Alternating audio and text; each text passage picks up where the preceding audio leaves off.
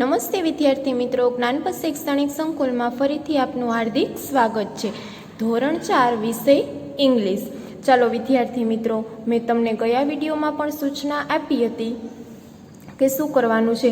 તો કે ડેઈલી તમારે જે વિડીયો આવે છે એ શું કરવાનો, તો કે પૂરેપૂરા જોઈ લેવાના છે. અને બીજી ખાસ સૂચના શું હતી, તો કે વિડીયો પૂરા જોવાના છે તો જ તમને ઇંગ્લિશમાં સમજાશે.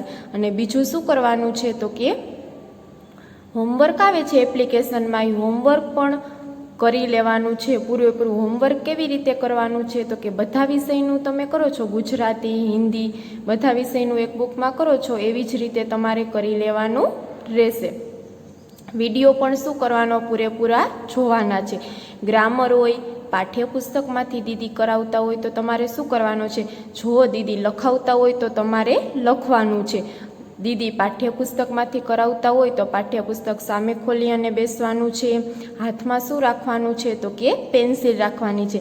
દીદી જ્યાં પણ તમને મિનિંગ કહેતા છે અહીંયા શું કરવાનું છે, તો કે મિનિંગ લખી નાખવાના રહેશે. એટલે તમને બધાને સમજાઈ ગયું દીદી શું કહેવા માગે છે. હવે આપણે શું શીખીશું, તો કે પાઠ્યપુસ્તકમાંથી આપણે એક્ટિવિટી 1, એક્ટિવિટી 2, એક્ટિવિટી 3 શીખ્યા હતા. હવે મેં તમને વચમાં કીધું હતું કે હું વચ્ચે તમને એક ગ્રામરનો ટોપિક લઈશ, જેથી કરી અને તમને આવડી જાય. ગ્રામરનો ટોપિક હોય એ તમારે શેમાં કરવાના છે, તો કે ફોર લાઇનની જે બુક આવે એમાં તમારે લખવાનું નથી. ખાસ સૂચના છે ધોરણ 4ની કે જે તમારે ફોર લાઇનની બુક આવે છે, ત્રીજા ધોરણ સુધી તમારે ફોર લાઇનની બુક આવતી, એમાં તમે શું કરતા, તો કે લખતા. હવે શું કરવાનું છે, તો કે ફોર લાઇનની બુકમાં નથી લખવાનું. જે તમારે બુક આવે, આવો જો મેં શું કીધું છે, ફૂલ સ્કેપનો એક ચોપડો લીધો છે, એમાં જે આવે એમાંથી તમારે લખવાનું રહેશે, જેથી કરી અને શું થાય, તો કે તમને આવડી જાય. એટલે હવે હું તમને ગ્રામરનું થોડુંક શીખડાવું છું. તો ચાલો, આર્ટિકલ મેં અહીંયા તમને શું લખી અને દીધું છે, તો કે આર્ટિકલ. આર્ટિકલ દેખાઈ આવે છે, ARTICLE આર્ટિકલ. તો કે આર્ટિકલ કયા કયા આવે, AN, જો હું લખતી જાઉં છું, AN અને ધ. સમજાઈ ગયું. આર્ટિકલ AN અને ધ તમને સમજાઈ ગયું હશે કે ક્યાંથી ચાલુ થાય છે, AN ધ. ચાલો, આલ્ફાબેટ. તમે કહો છો કે મને ABCD આવડતી હોય તો ABCDને ઇંગ્લિશમાં શું કહેવાય, આલ્ફાબેટ કહેવાય છે. ઘણી બધી જગ્યાએ તમારા મોટા ભાઈ બહેન હોય, તમારા મમ્મી પપ્પા હોય, ઘણીવાર તમને ABCDનું કહેતા હોય કે તને ABCD આવડે છે. ગયા હોમવર્કમાં મેં તમને શું આપ્યું હતું, તો કે 1 થી 15 અંક આપ્યા હતા. આવી રીતે લખવાનું કીધું હતું. ONE 1 એટલે 1. સમજાઈ ગયું. પછી શું કીધું હતું, TWO 2 એટલે 2. સમજાઈ ગયું. મેં તમને શું કીધું હતું, તો કે આવી રીતે લખવાના કીધા હતા, એ પણ તમને આવડી જાય. પહેલાં તમે 1 થી 20 લખા, હવે શું કરવાનું, તો કે 21 થી 40 એવી રીતે ઘરે તમારે લખી નાખવાના રહેશે. ચાલો, તો આપણે ગ્રામરમાં ક્યાં પહોંચ્યા હતા, તો કે આર્ટિકલ AN અને ધ. ABCD, તો ABCD ને તમારે શું કહેવાય, તમે આમ લખતા હોય ABCD,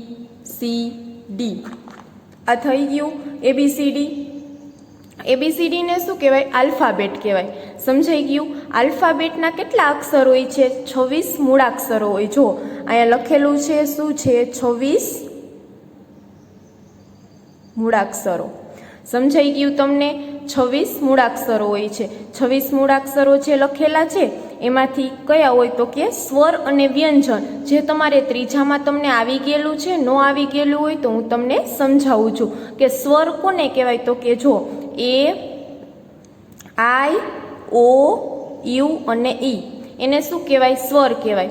હવે 26 મૂળાક્ષરોમાંથી શું હોય, તો કે 5 શું હોય, સ્વર હોય. 26માંથી તમે 5 માઇનસ કરો એટલે કે બાદબાકી કરો, 26માંથી 5 તમે કાઢી નાખો તો પાછળ કેટલા વધ્યા, તો કે 21 વધ્યા. 21 શું હોય, તો કે વ્યંજન હોય. શું કહેવાય એને, વ્યંજન કહેવાય છે. આલ્ફાબેટ 26 મૂળાક્ષરો હોય, એને શું કહેવાય, ABCD એટલે કે એને આલ્ફાબેટ કહેવાય. 26 મૂળાક્ષરો હોય છે. 26માંથી 5 શું હોય, સ્વર હોય. A, I, O, U, E એને શું કહેવામાં આવે છે? સ્વર કહેવામાં આવે છે. બાકીના બધા હોય એને શું કહેવામાં આવે? વ્યંજન કહેવામાં આવે. સમજાઈ ગયું? શું કહેવામાં આવે? વ્યંજન. સ્વર A I O U E ક્યાં લાગે છે તમને ખબર? એના પછી શું આવે? 21. એને શું કહેવામાં આવે? વ્યંજન. પછી એના પછીનો ટોપિક શું આવ્યો? તો કે એ, એન અને ધ. એ, એન, ધ ક્યાં લાગે એ તમને ખબર હોવી જોઈએ છે. તો એમાં પણ અલગ અલગ પ્રકાર આવે છે. એને શું કહેવામાં આવે? જાતિવાચક સંજ્ઞા. શું કહેવામાં આવે? અને એકવચન. જાતિવાચક સંજ્ઞા અને એકવચન. સ્વર હોય છે જે એ, એન અને વ્યંજન શું હોય? તો કે એ હોય છે. સ્વર AIOUE. વ્યંજનમાં શું આવે? તો કે એ, એન અને ધ. વ્યંજન. બાકીના 21 શું વધ્યા? તો કે વ્યંજન. એમાં તમને ખબર પડી જાય.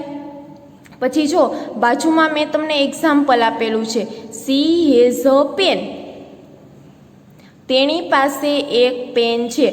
પેન એટલે શું થયું? જાતિવાચક સંજ્ઞા એટલે એકવચન થયું. એકવચનની આગળ હંમેશા શું લાગે છે? એ લાગે. જો હંમેશા બહુવચન હોય તો બહુવચનની આગળ શું લાગે? એન અને ધ લાગે. શું લાગે? એન કા ધ લાગે. તમે લખો છો એન એલિફન્ટ. એન હોય એન એલિફન્ટ, આઈસ્ક્રીમ, ગમે તે તમે જે લખતા હોય એની પાછળ શું લાગે? તો કે the. She has a pen. તેની પાસે એક પેન છે. જુઓ પેન ઈ શું થયું? એક વચન એટલે શું થયું? જાતિવાચક સંજ્ઞા થઈ. તમને આવડી જાય? તો કે હા આવડી જાય. તેની પાસે એક પેન છે. ચાલો વિદ્યાર્થી મિત્રો, સમજાઈ ગયું? મેં તમને શું કીધું? She has a pen. તેની પાસે એક પેન છે. તો આ તમને શું શીખડાયું? આલ્ફાબેટ અને આર્ટિકલ એ, એન અને ધ. એમાં તમને સમજાઈ ગયું? તો હવે આપણે શું કરવાનું છે? તો કે તમારે ગ્રામરની જે બુક હોય એમાં શું કરવાનું છે? તો કે એક ટોપિક હું તમને શીખડાવું છું. તમારે મારી સાથે લખતું જવાનું છે. આર્ટિકલ ARTICLE એને શું કહેવાય? આર્ટિકલ. આર્ટિકલ કેટલા આવે? તો કે એ, એન અને ધ. તમારે આવી રીતે શું કરવાનું? લખવાનું છે. આર્ટિકલ આલ્ફાબેટ કેટલા હોય? તો કે 26 મૂળાક્ષરો હોય. શું કહેવાય એને? મૂળાક્ષરો. તમારે આવી રીતે મારી જેમ લખવાનું. 26 મૂળાક્ષરો. એમાંથી 5 શું હોય? તો કે સ્વર. સ્વર કયા કયા હોય? તો કાઉન્સ કરી અને તમારે લખવાનું. A, I, O, U અને E. સમજાઈ ગયું? 5 સ્વર. પેલા 26 મૂળાક્ષરો હોય એમાંથી 5 સ્વર હોય. A, I, O, U અને E. એમાંથી શું કરવાનું છે તમારે? 26માંથી તમે 5 માઇનસ કરો એટલે કેટલા આવે? બાદબાકી તો બધાને આવડતી જ હશે. એટલે 26માંથી તમે 5 માઇનસ કરી નાખો એટલે કેટલા વધે? તો કે 21. 21 શું કહેવાય? તો કે વ્યંજન કહેવાય. ઉપર મેં તમને જે કોષ્ટકમાં સમજાવ્યું એ નીચે તમારે આ શું કરવાનું છે? જે બુકમાં લખવાનું છે. હું તમને અહીંયા લખી દઉં છું. બુકમાં લખવું. સમજાઈ ગયું? મેં તમને શું કીધું? તો કે એ બુકમાં લખવાનું છે. વ્યંજન આવ્યા. ચાલો હવે શું આવે? એ, એન અને ધ. તો કે એ, એન, ધ. પહેલા એ શું હોય? તો કે જાતિવાચક સંજ્ઞા. શું કહેવામાં આવે? જાતિવાચક સંજ્ઞા હોય. અને બીજું છે એકવચન. એકવચન. તમે વાક્ય ગમે તે બનાવતા હોય તો એનું તમારે શું કરવાનું છે? હવે અહીંયા હું તમને લખાવું છું. જો CHES a pen. PEN. SHES એટલે HAS a pen. CHES a pen. એનું ગુજરાતી શું થાય છે? તેણી પાસે એક પેન છે. સમજાઈ ગયું? એનું ગુજરાતી શું થાય? તેણી પાસે એક પેન છે. પછી સ્વર. એના પછી શું આવે? તો કે સ્વર એટલે કે AN આવે. ગમે તે વાક્ય તમારે સ્વર ઉપરથી ચાલુ થતું હોય, એ હોય, આઈ હોય, O, U, E હોય તો એની આગળ તમારે શું લાગે? એન લાગે. સમજાઈ ગયું? પછી બીજું છે વ્યંજન. વ્યંજન. જુઓ ગમે તે 5 મેં તમને ઉપર કીધું છે સ્વર, એ હોય, આઈ હોય, ઓ યુ ઈ, એ શું કહેવામાં આવે તો કે સ્વર. એના પછી 21 શું હોય વ્યંજન, એટલે કે 21 છે મૂળાક્ષરો વધ્યા આ બધા સિવાયના, એ આઈ ઓ યુ ઈ એના સિવાયના જે મૂળાક્ષરો તમારે વધ્યા એબીસીડીમાં, એમાંથી જો કોઈ પણ રીતે ગમે તે ઈ આવે, એફ આવે, ઓ આવે, જે તમારે આવતું હોય આગળ તમે વાક્ય બનાવો એમાં, તો એ વ્યંજનની આગળ શું લાગે હંમેશા એ લાગે. જો આમાં પી આવ્યો, પી ઈ એન, પી આવ્યો તો એની આગળ શું લાગે હંમેશા એક વચન છે, પી ઈ એન પેન, એટલે શું લાગે તો કે એ લાગે. એવી રીતે ગમે ત્યારે તમારે આગળ ઈ હોય, ગમે તે આપણે લખી સી એસ, ગમે તે તમારે આગળ અહીંયા ઈ આવે પીની જગ્યાએ, તો અહીંયા શું લખવાનું આવે એન લખવાનું આવે. સમજાઈ ગયું શું કહેવા માગે છે? સી હેઝ અ પેન, તેની પાસે એક પેન છે. સ્વર અને વ્યંજન એ એન અને ઈ. સમજાઈ ગયું? 26 મૂળાક્ષરો હોય છે, એમાંથી તમારે 5 માઇનસ કરી નાખવાના, એટલે શું વધે છે સ્વર, એ આઈ ઓ યુ અને ઈ. એમાંથી 21 શું હોય તો કે વ્યંજન હોય છે. વ્યંજન કયા કયા આવે તો કે બી, સી, ડી, ઈ, એફ, જી, એચ. પછી આઈ નો આવે તો એ શેમાં આવી ગયો? સ્વરમાં આવી ગયો. સમજાઈ ગયું? એવી રીતે આને શું કહેવાય? 5ને સ્વર કહેવામાં આવે છે, બાકીના વ્યંજન કહેવામાં આવે છે. તો તમારે જોવાનું કે એ ક્યાં લાગે છે, એ આગળ એન ક્યાં લાગે છે અને ધ ક્યાં લાગે છે. સમજાઈ ગયું તમને? તો કે હા. હવે બાકીનું આપણે શું કરવાનું? જાતિવાચક સંજ્ઞા અને એક વચન. તો કે વાક્ય તમારે જોવાનું કે એક વચન છે કે કેવી રીતે છે, એ તમારે જોઈ લેવાનું છે. ચાલો, મૂળાક્ષરો આવી ગયા, સ્વર આવી ગયું અને વ્યંજન આવી ગયું. આવું તમારે ક્યાંય ત્રીજા ધોરણમાં આવ્યું નહીં હોય, કેમ કે તમે એમાં શું કરતા તો કે 4 લાઇનની બુકમાં જ લખતા હતા. ઘણા બધાને પહેલી એબીસીડી આવડતી હોય, બીજી આવડતી હોય, ત્રીજી અને ચોથી પણ આવડતી હોય છે. સમજાઈ ગયું? તો આ મેં જે અહીંયાથી આટલું લખાયું એ શું કરવાનું? તમારે એક અલગ ગ્રામરની બુક બનાવવાની રહેશે. એ બુકમાં શું કરવાનું છે તો કે લખી નાખવાનું છે. ગ્રામરની અલગ બુક બનાવી અને એમાં તમારે શું કરવાનું છે? લખી નાખવાનું છે. ચાલો, શું આવી ગયું? જાતિવાચક સંજ્ઞા અને એક વચન. એક વચન આવી ગયું. જો ગમે ત્યાં સ્વર હોય એ આઈ ઓ યુ ઈ, એના ઉપરથી કોઈ પણ સ્પેલિંગનો મિનિંગ કાઢતા હોય તમે, તો એની આગળ શું લાગે? એ એન લાગે. એના સિવાયના એ આઈ ઓ યુ ઈ, એના સિવાયના ગમે તે હોય તો એની આગળથી તમે બનાવતા હોય વિડીયો, તો એના પરથી શું લાગે તો કે એ લાગે છે. ચાલો, સમજાઈ ગયું? તો કે હા. આર્ટિકલ્સ આવે છે. એના પછી હવે આપણે શું લેશું? પાઠ્યપુસ્તકમાં મેં તમને એક્ટિવિટી 1, 2 અને 3 સમજાવી છે. તો કે એમાં પણ ઘણા બધા વાક્ય અને એવું બધું આવતું હશે.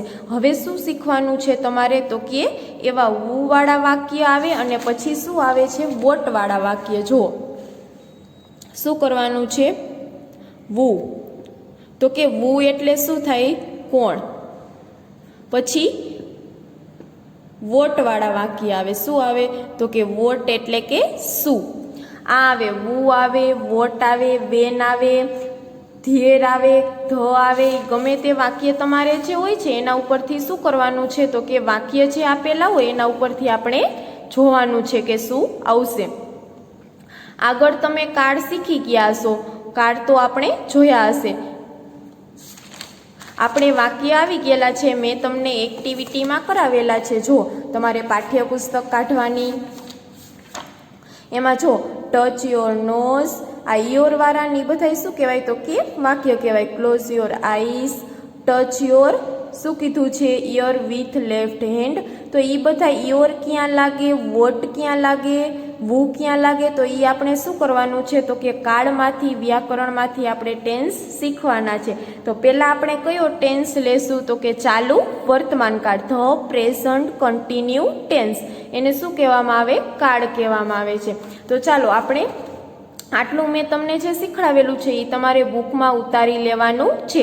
આગળનું વ્યાકરણ હું તમને બીજા વિડીયોમાં શીખડાવીશ.